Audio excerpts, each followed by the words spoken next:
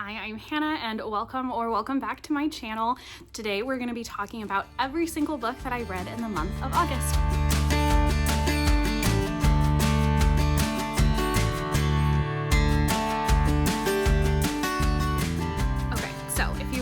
Before, you are not a stranger to this process, but for those of you who may be watching this for the first time, or not this, I'm assuming everyone's watching this for the first time, since why would you be rewatching this video? But if you haven't watched one of my monthly wrap-up videos before, usually how I start off is I share a couple of stats just about the books I read overall, and then we get into talking about them one by one. I've got actually a new iPad, so I can hold it and read these off to you without me trying to remember everything that I put down and pull graphs later. So that's called efficiency. During August, I read 11 books. I am not saying 11 books is nothing. I think 11 books is an awesome number. For me personally, it's a lot less than what I usually read. I'm normally in the 15 to 20 books range, and I just had a really slow month. I started off August reading an arc that I'll talk about that was not very gripping, and I feel like it slowed my entire month down, and I've been going through kind of a crisis at my new job. Crisis is very dramatic. Everyone's fine. I just hate my boss. I was in the process of looking for a new job, interviews, applications, all those things take up time. So I just wasn't reading as much, and it's not really surprising to me that I didn't. I also tend to listen to at least a couple of audiobooks a month. A lot of that time comes from volunteering at the library, and I had to skip a couple of weeks for various reasons. So all in all, I read less, but it makes sense why I read less, because I was freaking busy. Let's jump into the moods here. So my top moods this month were emotional, adventurous, tense, funny, and dark, which is pretty standard. I normally have some combination of emotional, adventurous, hopeful, dark. Tense is a big one too, because I read a lot of fantasy. For pace, I had 20% fast, 80% medium. Life in the slow lane is not my life. I almost never have slow paced books on here because I just don't like them that much. So this is pretty normal. I would say it's pretty evenly split a lot of the time between fast and medium. Page number, I had 9% 300 or less, 64% from 300 to 499 pages, and 27% of 500 plus. I read or reread Kingdom of Ash this month, and that took me forever. That's another reason I probably didn't read as much, because that's 3 books in one. I read 9% nonfiction and 91% fiction. What did I read that was nonfiction? Oh, duh. We'll get there. And then genres, I have fantasy, romance, young adult, and contemporary all at the top. Fantasy had 7, romance had 6, young adult had 2, contemporary had 2. Then I have 1 each of middle grade, dystopian, memoir, and historical. For format, I'm pretty evenly split, which doesn't happen very often. I had 27% digital, 36% audio, 36% print. Usually print is my highest, followed normally by audio and then digital, but I've been reading so many arcs recently that I feel like my digital started to go up, and I've been reading less audio, so that started to go down. It all ebbs and flows. I had an average rating of 3.73 stars. Of those, we've got 2 5 stars, 5 4 stars, 3 3 stars, and 1 2 star. This also counts rereads though, so sometimes when I'm calculating these, I don't like to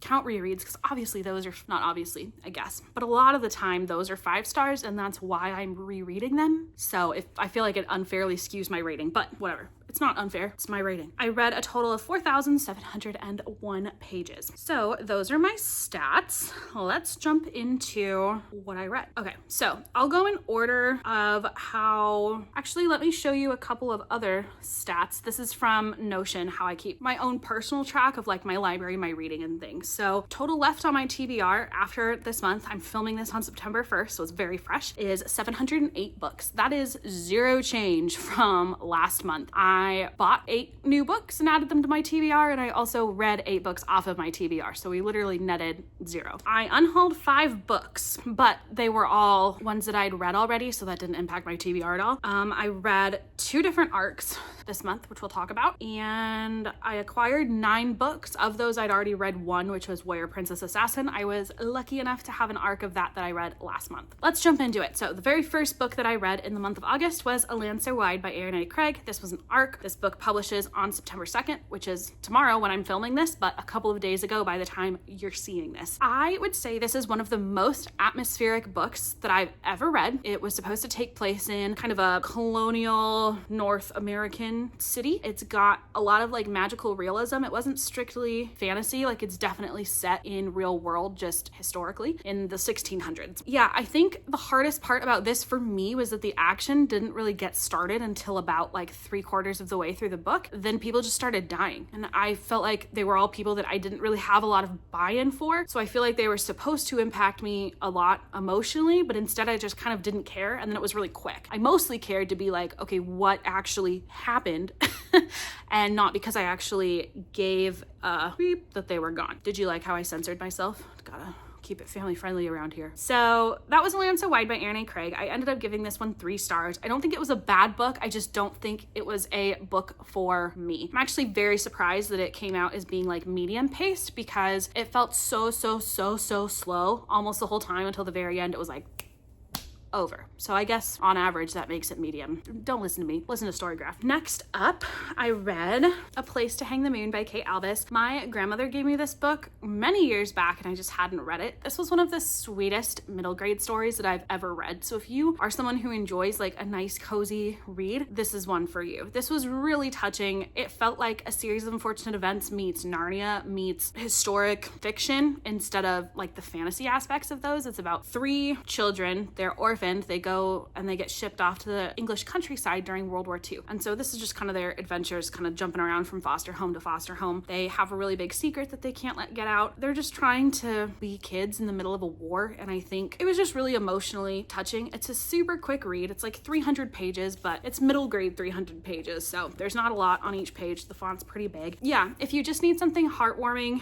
and quick, I think this is perfect. I listened to this one on audio and I really like the narrator as well. And I gave this one 4 stars. Next up, I read A Fire in the Sky by Sophie Jordan. I really loved this one. So if you've been watching my channel for a while, you know that I read the original trilogy that's set in this world. It's called the Firelight Trilogy, and that has Firelight, Vanished and Hidden. Vanished and Hidden might be mixed up, but it originally released back in like 2011, and it reads exactly like you would expect a YA dragon shifter romance from 2011 to read. This story is supposed to be the origin story of that trilogy. It was really interesting. It definitely has more fantasy feeling elements to it than Firelight did, because that one was very much an urban fantasy, which I would say like verges more on magical realism than fantasy. This one was fantasy for sure. There's an arranged marriage, royalty, whipping girls, all kinds of like really interesting things going on, and it left off on a mother of a cliffhanger. So I'm very excited for book 2, which I do have an arc of and I'm planning to read this month, called A Scar in the Bone. That releases October 14th. You would enjoy this one if you tend to like YA fantasy.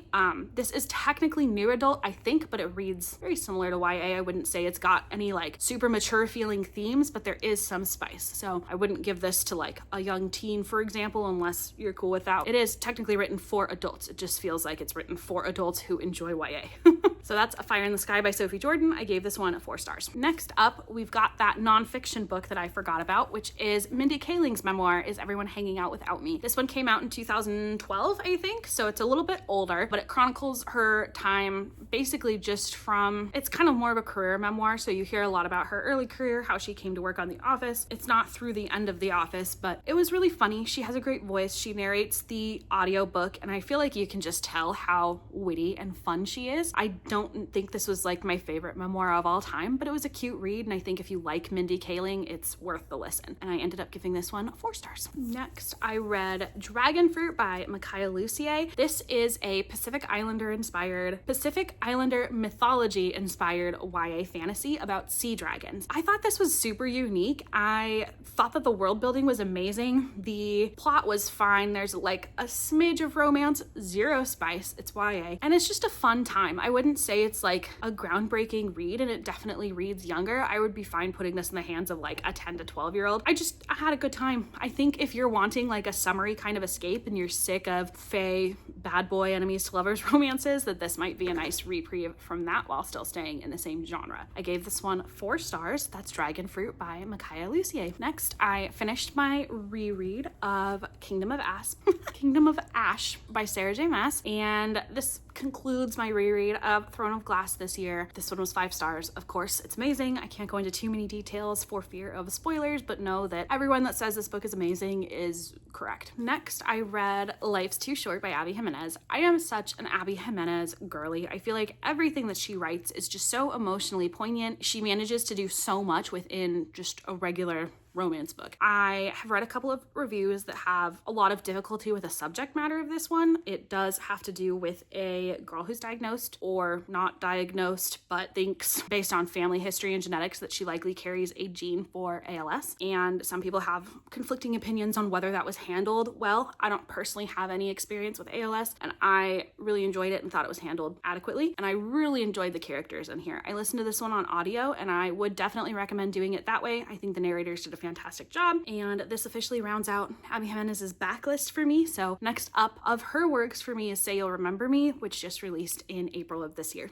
I gave this one 5 stars and I highly recommend it. Next up, I read another arc of Spellcaster by Jaymin Eve. This one comes out on September 23rd. I gave this one 3 stars. I didn't think it was a bad book. I think I was just bored through a lot of it. I had moderate to severe underwhelm. I think the concept of the book was really cool, but the execution and the writing just felt a little bit lackluster. I wouldn't be opposed to picking up the next book in the series at some point because I do think, like I said, the concept was really interesting. I love a magical academy. I think there was a number of characters that were like underdeveloped, and so I would like to see how their storylines progress. I feel like it's going to take a backseat to a lot of other things that I have on my TBR that I expect will be a lot more gripping, enthralling, and worth my time. Next, I read King's Cage by Victoria Aveyard. I've really enjoyed this series, but I did give this book a 3 star, which makes it my least favorite in this series. This is the 3rd installment. It just felt like kind of a mushy middle situation where I feel like we weren't getting a lot of progress on the plot, and it was a lot of someone stuck here and they're trying to escape and the escape fails, so they try to escape again and that escape fails and someone dies and now there's a battle and we're prepping for battle and the battle's going well and the battle's going bad, and it just, I don't know, it felt very like rote. I don't know if that even makes sense, but I was hoping we would get a little bit more plot movement from the 3rd book in the series, and the 2 main characters were separated for a lot of this book, which also doesn't help with like the romance and the tension and things like that. And when they were reunited, I felt like I wanted more. So I am still excited to read the last book in the series, which is Warstorm. I plan to read that in September, but this overall was not my favorite book of the series at all. That's King's Cage by Victoria Aveyard. Next up, we've got Circling Back to You by Julie Tieu. This was one that I won in a Goodreads giveaway like many years ago, and so I just grabbed it on audio as something to listen to while I was volunteering at the library. I thought it was cute. I really liked the MMC, but I was largely just bored, and it might have been my fault because I was doing something else while I was listening to this, but that's how I listen to all of my audiobooks, and I don't normally have this problem. I don't know if I'm a big workplace romance girl. I don't feel like I dislike it, but it's definitely not a trope that I would say is one of my favorites, and this is 100% that trope the whole way through. So it was all right. 3 stars. I would say average. That's Circling Back to You by Julie Tieu. My last book this month was A Dawn of Gods and Fury by K.A. Tucker. If you've been around, you know that I have been trying to read this book for like 2 months, and I finally just sat down and did it, and it took me an entire week, but I got through it. This is the final installment of the Fates and Furies series by K.A. Tucker. I love everything that K.A. Tucker writes. I think she is a phenomenal writer. My favorite is the Simple Wild series for sure of what I've read so far, but I do think she did a really great job genre jumping because I don't think a lot of authors can do that and excel. I gave this book 4 stars. I gave every single book in this series 4 stars actually. I think the world building is some of the most intricate that I've ever seen in my life, but did feel like this one meandered a lot, and then all of a sudden at the end we're going 50,000 miles an hour, and then everything just wrapped up really quickly. I don't think it was a very satisfying end for the world and the villains that K.A. Tucker did such a great job of developing over the last 3 books. There were pieces of this that I loved. Tyree and Annika specifically, their whole kind of subplot made this book for me. As far as like the impact that it had on the actual story, I thought was pretty negligible. So then, I don't know, it just makes me question why it was there at all. But I obviously loved it, so catch-22. That's A Dawn of Gods and Fury by K.A. Tucker. This is the 4th installment. The first book is A Fate of Wrath and Flame. That is everything that I read in the month of August. Thank you so much for watching, and go have a great day.